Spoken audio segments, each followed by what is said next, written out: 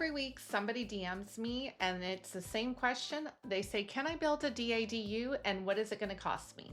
That's the wrong question to ask right now. The right question is, what county are we standing in? Are we talking about Pierce, Kitsap, or King County? And they're not playing by the same rules, trust me. They definitely do not cost the same to build in, and your tax bill does not work the same way that you think it does. So if you get this wrong and you either buy a lot that legally you can't hold a second unit, or you build the right thing in the wrong spot and leave real money on the table. So let's fix that. We're gonna talk real numbers, no fluff, let's go.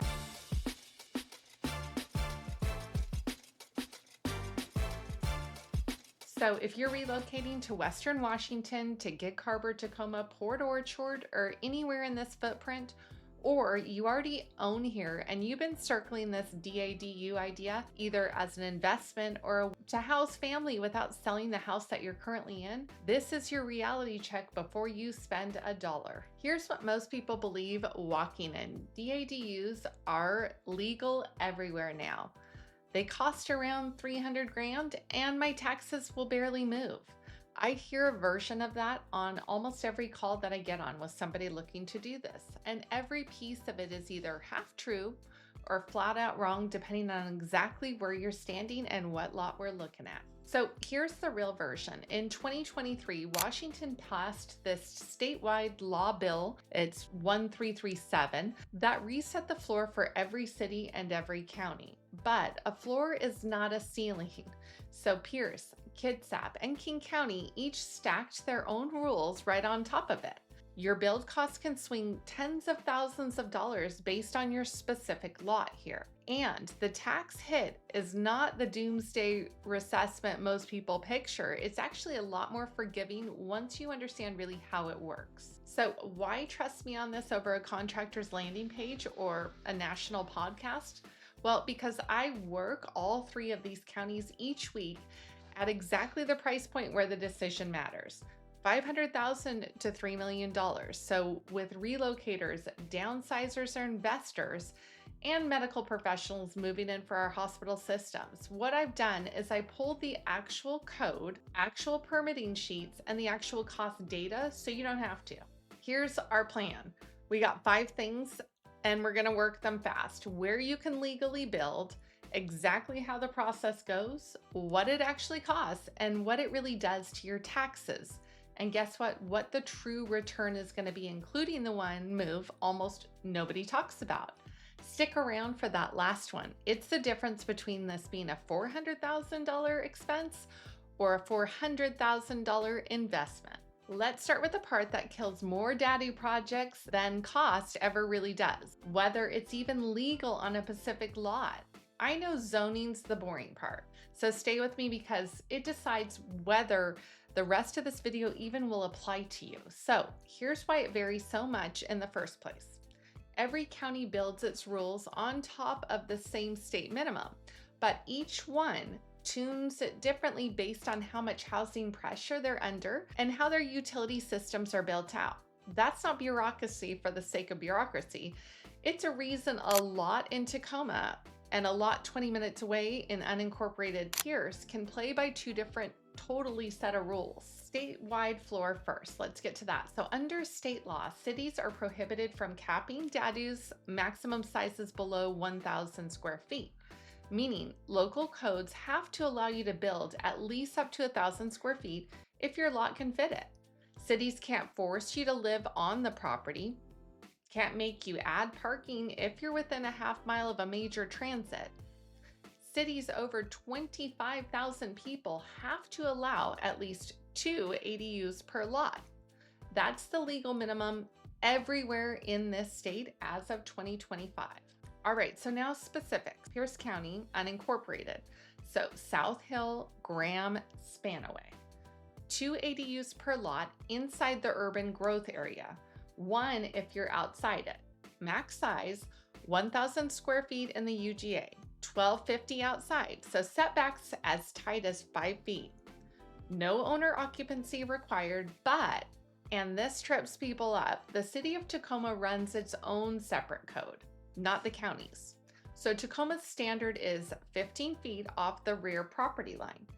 but 0 if your DADU backs up into an alley, and 5 feet on the sides. And Tacoma hands you a pre-approved DADU plan to speed up that permitting process. So a Tacoma lot and a South Hill lot 20 minutes apart are two completely different rule books right now.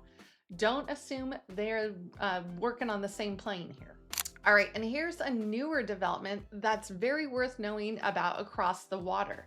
Kitsap launched its own set of free permit-ready DADU plans in 2025 through a regional program covering unincorporated Kitsap's urban growth areas, plus Bremerton, Bainbridge Island, Port Orchard, and Paulsbo. That's real money back in your pocket before you even have broke ground.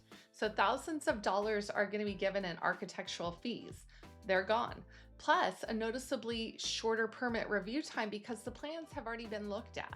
Kitsap County, inside of the urban growth area, which we're talking Bremerton, Silverdale, Port Orchard proper, you can have up to 2 ADUs. You can cap them at whichever one is smaller, so 1,000 square feet or 60% of your primary home. So no owner occupancy is required here. You step outside that UGA onto a more rural peninsula and it flips hard. So right here you've got 1 ADU only, and you have to be 900 square feet max. And you have to be owner occupied if you or your family has to live in one of these 2 units.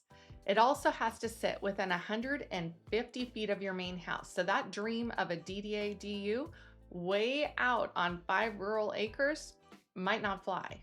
King County is the same urban pattern. You got 2 ADUs and you can have any combination. Rural zones, 1 ADU, and it has to fit your lot's minimum size. Agricultural zones, attached only, tied to actual farming. So you got forest zones, not allowed at all. Size caps at 1,000 heated square feet, and it flexes to 1,500 in urban areas if you trim the unheated space. So no parking requirement anywhere in the county.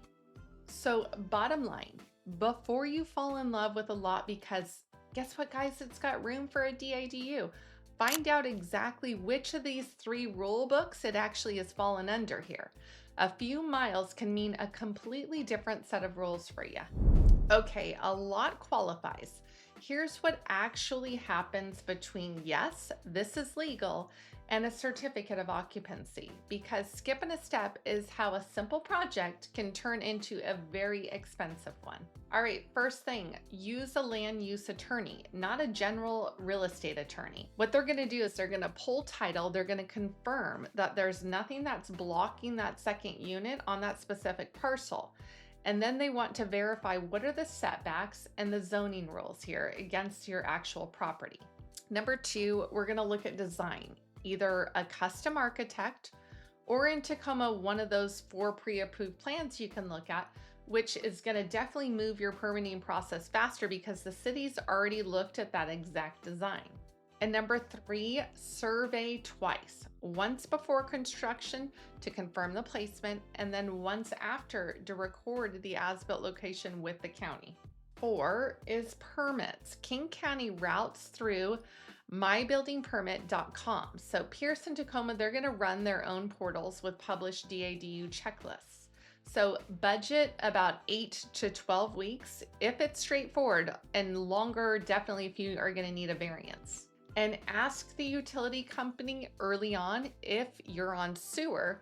Some jurisdictions require a fully separate lateral, especially if you might subdivide later. So really, really important to know that.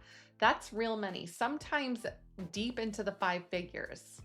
Now, I heard about an investor on a podcast, Bigger Pockets, who got hit with an unexpected $50,000 bill for exactly that, because she found out mid-project instead of before. And if you're out in rural Kitsap County or Pierce on a septic system, your local health district has to approve adding a bedroom to that tank first. Washington code sizes it at 120 gallons per bedroom per day. And if your system doesn't have the capacity, you could be looking at an expanded drain field or adding a full system upgrade before you're even allowed to pull that building permit here. So a failed septic capacity check is definitely going to kill your DADU project faster than you're going to have a problem with zoning. And I would definitely ask this before you design, not after. That's definitely one of the first steps to find out. And when you need a specialty contractor like sewer, septic, whatever it is, call the county first and ask for their referral list. The same investor got stuck hunting for a sewer installer, called her city, and they walked her away with like 10 qualified bids from contractors who'd already done that exact work with that exact department. So that's a free shortcut that most people don't think of to ask for. They know who's putting the permits in, they know who's doing the work. Definitely ask them what their opinion is. And number 5, very important to me, build with a contractor who specifically does DADUs, not someone who's like, hey, yeah, I'd love to try this out with you. The code nuances are crazy, and especially by each jurisdiction. You want somebody that has memorized these, they know them inside and out. All right, so if you do that in that order, a DADU is actually simpler than a full renovation. You're building clean instead of finding out what's behind that 50-year-old wall. So I don't feel it's going to be quite difficult as long as you know what you're going into up front. Legal and process are covered here. Let's talk money. So in King County and everywhere close to Seattle, you're looking at $400 to $650 a square foot. I mean, that's all in, that's including design, permits, construction, utility hookups. That's roughly $300,000 to $450,000 for a compact 600 square foot unit. Now you're going to climb up towards 625 plus for a full 1,000 square foot unit. And here's the twist that catches kind of people off guard. That smaller unit is a higher cost per square foot, not lower, because the permitting and the design fees don't shrink just because the building does. Let me make it real. A 750 square foot unit in unincorporated Pierce, flat lot, mid-range finishes, realistically, you're looking at $280,000 to $380,000 all in for that project. Now build that same unit in central Seattle or on the east side, and you're at about $450,000 to $550,000. That same building, completely different price tag because of where the dirt sits. All right, so Tacoma and the rest of unincorporated Pierce County generally land lower than King County. They're lower to mid 6 figures for a straightforward build on a flat, accessible lot, and they're climbing into the higher, let's say 6 figures for something a little bit bigger and custom. Kitsap tracks probably close to Pierce County. I'd say it's usually a bit cheaper than King County for sure, until you're hitting a steep lot or a septic system. That wipes your savings completely out once you hear one of those words. So don't anchor on a headline number. Get a quote for your actual lot and what you've got going on there. All right, so let's talk one more thing about money here. And I want to talk about how it's financed, because that matters as much as what it costs for the project. And I'm a big Bigger Pockets fanatic. I love the episodes, and I heard on there, this is kind of a feature that a lot of locals are doing. So you're going to structure your construction loan so that you're only paying interest on the money you've actually drawn, not the whole holdback. So while you sit through that, let's say 8 to 12 week permitting window, that detail alone can be the difference between maybe a project that breathes financially or one that's going to bleed you freaking dry here before a single wall is even going up in your building. On the down payment side, expect to bring somewhere around, I don't know, 50 to 20% of the total project cost to the table for a construction loan that's structured this way. So make sure you got that money accessible. With the rest financed against the property future value once the DADU is done, not just what the lot's worth today. Real quick, all right, because I know this is what you're thinking right now. Okay, what does my lot actually pencil? Does it work for this? That's definitely not something I could do by a video and answer that. And it's not something that you want somebody telling you, yeah, do it, based alone on a video. That's the conversation I have with clients every single day, walking their specific address through zoning, cost, and return on what they're going to put on that property. Is it going to pencil out when we sell? That's exactly why I put this guide together. I've got it in my link here. It's a free Western Washington Relocation and Investment Guide. I give it to my clients all the time so that they really think about numbers. It's linked below in my video, and it's going to walk you through how to evaluate a lot before you buy it and exactly how to reach me, which I can help you definitely. You can reach out to me, my text or email or DM me. All right, go ahead and grab that guide. Let's get back to the video. Here is the fear I hear constantly. If I build this, won't the county just jack up my entire property tax bill? Well, no, that's not how it works. I want to be clear, and I want to clear this up because it stops people from ever starting because they get super worried about their property tax bill. All right, so here's how the actual mechanism works. When your DADU passes final inspection, the assessor is going to add its value to your existing assessment. So your original home is going to stay on its normal cycle. You're not going to get like a full new reappraisal of the whole property at today's prices. You're only getting the DADU's value added on top of what's already there. And the DADU itself usually gets assessed at 50 to 80% of what it costs to build, not the full construction number and nowhere near what it would be to sell it. All right, so let's use a rough example here. We're going to use King County's rate, about $10 to $12 per thousand of assessed value. So let's say a $380,000 studio, DADUs typically adds around $2,200 to $3,600 a year to your tax bill. Call it $200 to $300 a month, let's say. If it's a $500,000 one bedroom, you're going to be looking at closer to $3,000 to, let's say, $4,800 a year amount here. So rates shift by county for sure. So treat these as ballpark. Make sure you confirm it against your parcel's actual levy, but that mechanism, only the new structure gets that tax. The other one holds its true access. Pierce, Kitsap, and King County all work in that way. Two more things, and I want to be straight with you on both of these. Washington does not have a blanket property tax exemption for building a DADU. Some marketing out there implies otherwise, and it's just not accurate. What you do get is if you rent it out, that tax bill is actually going to become a deductible, and you can do that on your Schedule E, right alongside your insurance and your depreciation over 27 and a half years, real money back at tax time. So, and in 2024, the state expanded its property tax assistance programs. So that senior and disabled persons exemption, the income-based deferral programs, they actually specifically included the ADU value for homeowners who are going to qualify for this. So if that's you or someone you're helping relocate, the door is worth knowing it exists there. Okay, so this is the moment here that actually decides if any of this is worth doing for you. The one people skip because they stop thinking the moment they hear the construction number.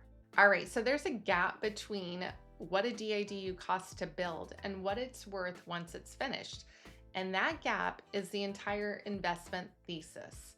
So I've heard this broken down quite well on a Bigger Pockets podcast. And what it did is they tracked what I can see here. DADUs that cost roughly, let's say, $350,000 to $400,000 to build, appraising afterwards in a $600,000 to $750,000 range.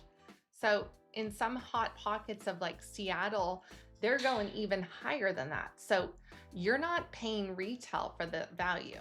You're building it at construction costs here, and it gets valued at finished market costs because you already owned the land underneath it. So the gap is going to open up right here with tons of strategies, and this is the part I get really excited about. The most underused one is subdividing those, and you're selling the DADU separately from the main house. And it's sometimes you'll hear people call it like condominiumizing. It takes definitely, you're going to want to use a land use attorney to handle that subdivision. And it's also going to have an HOA that you're going to have to create, since Washington law requires one, since you've got more than 2 dwellings on one parcel. So you'll have to have that. And you want a lender who understands what's called a partial lien release. So your construction loan is going to get paid down in pieces as each unit is selling instead of all at once. Now, this move's been tested most clearly in King County. There's a lot of people that have done that. If you're in Pierce or Kitsap, confirm it's actually available. I'm pretty sure it is. I've done it and looked into it for a lot of clients in Kitsap on a specific parcel before you plan around doing this. And that appraisal gap I just walked you through is exactly why a good construction lender will underwrite the loan against the property's future value. You want to make sure you talk to them about that, not what the lot's worth as is today, because they're looking at that same math you are. You want to make sure that your value is going to go up, especially if you split this. If subdividing is not your goal, the simpler plan still works. Hold it as a long-term rental. Use it as a midterm finished rental for traveling medical staff. A lot of people do that, or relocating families. I'm always in need of places for them, or house hack it. Live in the DADU and rent the main house, or flip that around. So who's this actually working for? Who are my people that are reaching out? Well, they're typically relocators. They're also downsizers who want some real flexibility without buying two different properties. I also have a ton of investors who understand that this is a hold and cash flow play. It's not a flip that they're doing. And then I also have the homeowners already sitting on this underused lot because they're basically getting a second income property for the cost of construction alone. All right, who is this not for? Well, anyone who needs their cash back in under a year. Definitely don't do that. Anyone whose lot fails, of course, the zoning or utility checks from earlier, and anyone tempted to skip a step like getting an attorney or a design plan, a survey, or they don't want to do permits to build. Do this right, because trust me, it will kick you in the rear if you don't. A DADU isn't a universal $200,000 hack. It's a specific tool that pencils out extremely well for the right lot, the right county, and the right buyer. And now you actually know which one of you are in this. All right, so here's where you're landing. You know, Pierce, Kitsap, and King County each stack their own rules on top of the statewide law. And that Tacoma runs particularly its own rule book, of course, entirely.